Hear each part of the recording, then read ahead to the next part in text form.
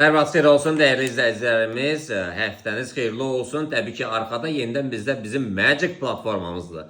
Gəlin bugün Qızıldan Siqnal kanalından söhbət açacağız. Qızılda biz alış əməliyyatlarına girdi və uğurlu nəticələrlə 4083-də bax bütün insanlar təşəkkür edirlər bizim Telegram Siqnal kanalında. Yəni keçən həftədə, keçən ayda bütün əməliyyatlarımız yəni uğurla nəticələndi və yəni istəsəz yəni siz də qoşula bilərsiniz.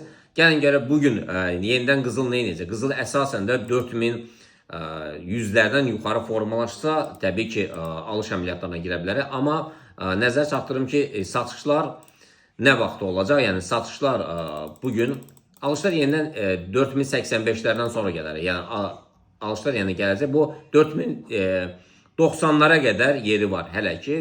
Əslində 4100-lərdən sonra, 4106-lardan sonra daha sürətli qalxışlar.